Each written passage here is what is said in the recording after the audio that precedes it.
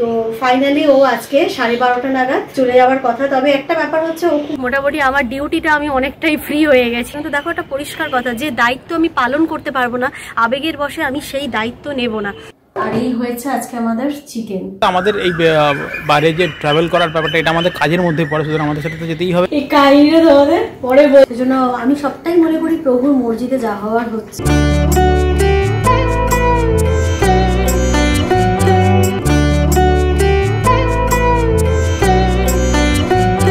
Hello সবাইকে, একটা নতুন ব্লগে তোমাদের সবাইকে স্বাগতম। আশা করি সবাই খুব ভালো আছো, সুস্থ আছো।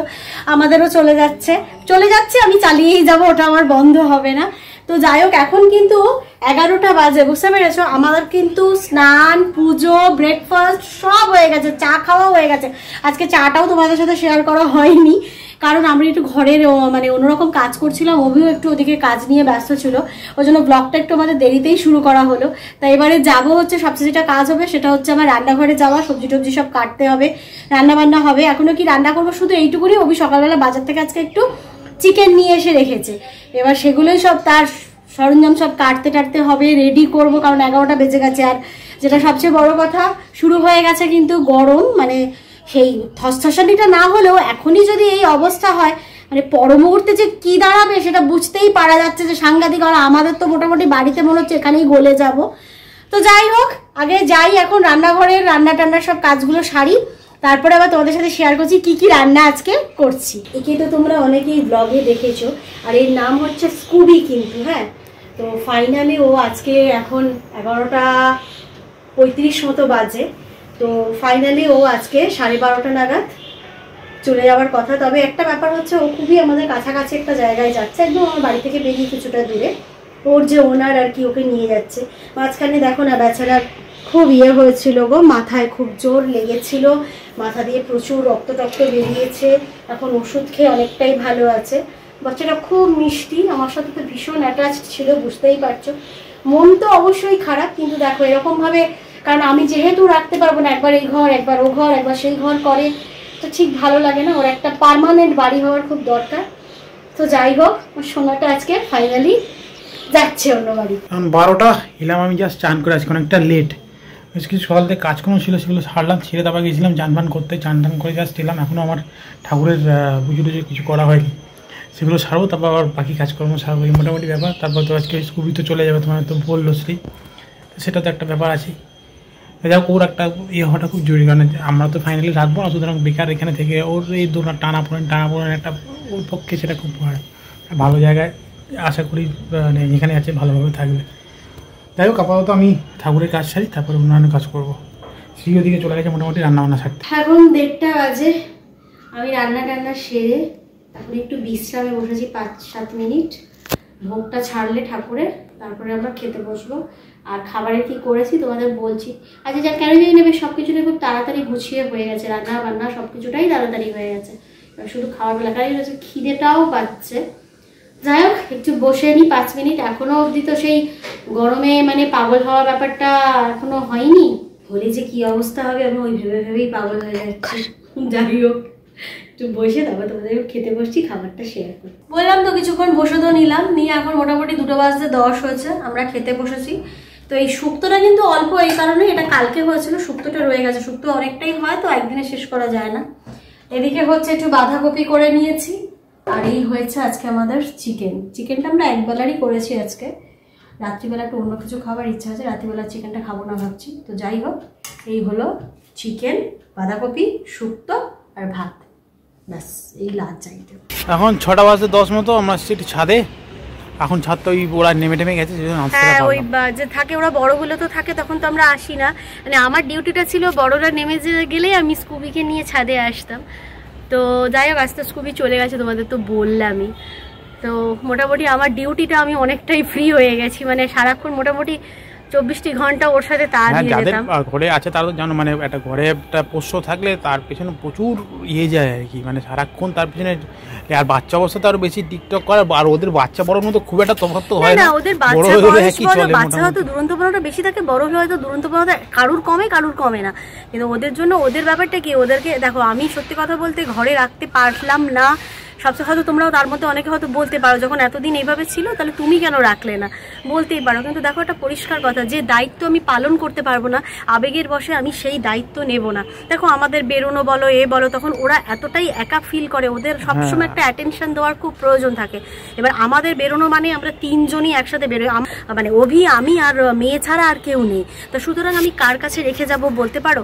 বিশেষ করে তোমার কোথাও 4-5 দিনে যাওয়াটাই তাও নয় ধরলাম ক্রেশ আছে, কিন্তু সবচেয়ে প্রবলেম কোনটায় হয় জানো, যেটা দিনের সারাদিনের নামে বেরোনো। আর 4-5 দিনের ক্রেশ আছে তো বড় কথা, আমাদের এই বাইরে যে ট্রাভেল করার ব্যাপারটা এটা আমাদের কাজের মধ্যে পড়ে, সুতরাং আমাদের সাথে তো যেতেই হবে। হ্যাঁ, এবং তারপরে যে রেখে যাওয়ার জন্য বাইরে ক্রেশ রাখার জন্য ওদের অনেক রকম রোগ ভোগের কিন্তু মানে উৎসটা শুরু হয় ওখান থেকে, অনেক কিছু উৎস শুরু হয়। হ্যাঁ, এরকম অনেক কেস রিসেন্টলি ঘটেওছে, আমি জানি। এই মায়া, আর সবচেয়ে যেটা বড় কথা, আমি জানি না তোমরা কারা কারা আমার যারা পরিবারের সদস্য আছো, সন্টুকে কতজন চেনো আমি জানি না, যারা চেনো নিশ্চয়ই খবরটা পেয়েছো যে সন্টু কালকে না পরশুদিন বোধহয় 2 তারিখে যাই হোক সন্টু আকাশের তারা হয়ে গেছে।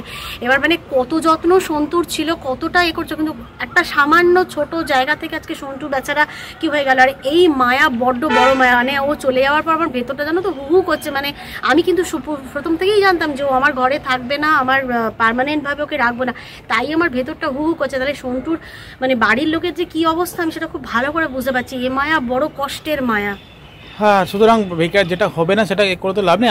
আমাদের যদি রাখার হতো তাহলে আজকে এই 2025 সালে এসে তো রাখতাম না, আরো 10 বছর আগে রাখতে পারতাম।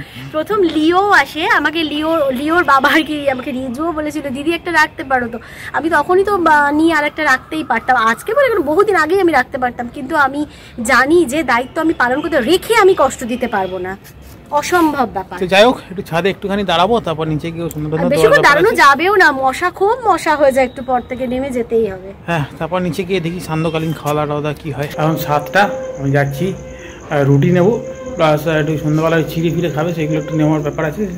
আর আমার দুটো জিরোস করতে হবে, সেটাও করে নিয়ে তারপর আসছি। এদিকে একটা ভালো রগর হয়েছে, কোভিড পোপাট হয়ে গেছে মোটামুটি, রগরের ব্যাপার ঘটে।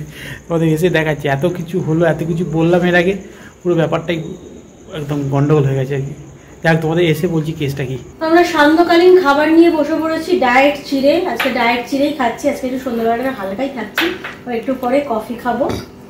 আর একটা জিনিস দেখো তোমরা, দেখো এবার চলে এসছে, এবার এই কাহিনীটা তোমাদের পরে বলছি, চিড়েটা খেয়ে নিয়ে তোমাদের বলছি কি হলো ব্যাপারটা। না, ভাবলাম চিড়েটা খেতে খেতেই বলে দিই। যে দেখো এখন ইনি শুয়ে পড়েছেন এখানে। অ্যাকচুয়ালি ব্যাপারটা হচ্ছে, ওকে নিয়ে যাওয়া হয়েছিল, যাদের বাড়িতে নিয়ে যাওয়া হয়েছে ওদের হঠাৎ করে একটা এমার্জেন্সি হয়ে গেছে, ওদের হসপিটালে সবাইকে যেতে হয়েছে, সেজন্য ওকে তো রাখা এখন পসিবল নয়। তো ওই জন্য আবারও ব্যাক করে আর কি চলে এসছে। ব্যাপারটা হলো কি বলতো, আমরা সব কিছুটাই প্রভুর উপর নির্ভর করে চলি, তো সেজন্য আমি সবটাই মনে করি প্রভুর মর্জিতে যা হওয়ার হচ্ছে। ওর যখন যেখানে যেরকমভাবে ওর হওয়ার হবে, ও তখনই সেইভাবে ওর হবে। এখন আমাদের কাছে ভালোবাসা পাওয়ার জায়গাটা রয়েছে, ও পাচ্ছে, থাকছে। আর ও তো জলে পড়ে নেই, উল্টো দিকেই ওর নিজের বাড়ি, না রাত্রিবেলা করে ওখানেই থাকে। হ্যাঁ, রাত্রিবেলা কিন্তু আমার কাছে থাকে না, কখনো 10টা, কখনো 10:30, কখনো 11টা। আজকে তোমাদের যখন ওকে পাঠাবো, ঘড়ির টাইমটাও দেখাবো, ওকেও দেখাবো, ওরকম টাইপের। ও খাওয়া দাওয়া করে রাত্রিবেলা আমরা ওখানে শুতে চলে যায়। ওখানে ওর বাবা, মা, মাসি, ভাই সব আছে, সুতরাং কোনো চাপই নেই। এবার ওখানে যেহেতু ওদের 4 জন আছে, এবার একেও রাখা, 5টা রাখা, তো আর ফ্ল্যাটের মধ্যে বুঝতেই পারছো। ওরা আসলে যখন অন্য জায়গায় ছিল তো অনেক বড় বাড়িতে ছিল, এখানে চলে আসার পর ছোট বাড়ি হয়ে গেছে, তো সেজন্য আর কি ওকে রাখাটা প্রবলেম। তো চেষ্টা চলছে, তো বাড়িতে বলা হয়েছে ওদের একটা এমার্জেন্সি হয়ে গেছে, দেখা যাক শেষমেশ কি হয়। ওই জন্য তখন তো তোমাদের সকালে বললাম যে ও চলে যাবে, এসছি আবার চলে এসছে, যেটা আবার দেখালাম। এখন প্রায় 9:15, আমি তো মোটামুটি এসেছি ছাদে, যখন আসি পাম্প চালিয়ে একটু হাঁটাহাঁটি করে তারপর নিচে গিয়ে ডিনার করবো। ব্যাপারটা হচ্ছে পুরোপুরি গরমের ফিলিংস, মানে বসন্তের হালকা ইয়েও লাগছে না, গুছিয়ে গরম লাগছে আর কি। মোটামুটি ঘর তো গরম হয়েই উঠেছে, আর রাত্রিবেলা করে এখন এই মশারিটাকে জানলাটা খুলে দিতে হচ্ছে আপাতত, মোটামুটি ম্যানেজ হচ্ছে। কদিন পর থেকে সেটাও হবে না, এসি তো তখন চালাতেই হবে। আর এসিটা তার আগে সার্ভিসিং করতে হয়, সেটা এখনও করা হয়নি। প্রত্যেক বছরের বাড়ি মানে গরমের শুরুটা করতে হয়, সেটা এখনও হয়নি। যাই হোক, আপাতত কিছুক্ষণ নর্মালি হাঁটাহাঁটি করি, তারপরে পাম্পের ডিউটি সেরে তারপরে যাবো ডিনার। 9:40 বাজতে যাচ্ছে, আমরা খেতে বসে পড়েছি। আজকে হচ্ছে ডিনারে হচ্ছে রুটি, একটু স্যালাড নিয়েছি, তরকাটা আমি এক্ষুনি বানালাম। সকালের একটু বাঁধাকপি আর সকালের একটু চিকেন, এটা আমার এখানে আছে, ওদের দুজনের একটা বাটিতে আছে। এই হলো আজকে ডিনার। আজকে ডিনারের আইটেমটা একটু বেশি হয়ে গেছে। আচ্ছা অ্যাকচুয়ালি অত্যাধিক বেশি আমার ভালো লাগে না, কিন্তু হয়ে গেছে অনেকগুলো। অভি অবশ্য অনেক তরকারি খেতে ভালোবাসে, ওর চাপ হয় না, আমার খুব একটা বেশি ভালো লাগে না। এখন হলো 10টা 10, আর এ চলেছে রাত্রিবেলা, যেরকম বললেন ওর আসল বাড়িতে চলে যায়, জাস্ট অপোজিটে চলেছে। আরে খেলু হলেও খাও খাও হলেও দুধ তুমি হলো, এখন এই রাত্রিবেলা গুলো করতে যাচ্ছে। সবাইকে গুড নাইট বলে দাও, সবাইকে good night, good night, good night, good night, good night, good night. ওই যে উল্টো দিকে ফ্ল্যাটিং হচ্ছে আসল বাড়ি। এইখানটা এখন গার্ড করা হয়েছে, ওদের বাড়ি কুকুর যেগুলো 4টে বড় আছে না, ওরা নেমে নিচে চলে যায়, সেই জন্য এটাকে এরকম গার্ড করে দেওয়া হয়েছে। গুড মর্নিং, 8টা মতো বাজে, তার নেক্সট মর্নিং আছে। আর রোদের কি তেজ, মানে 8টার সময় রোদের ফাটিয়ে তেজ অলরেডি শুরু হয়ে গেছে। কোনো যেরকম কালকেও বললাম বসন্তকালের কোনো লক্ষণ নেই, কোকিলটা ডাকছে বটে, বাট বসন্তের কোনো লক্ষণই নেই।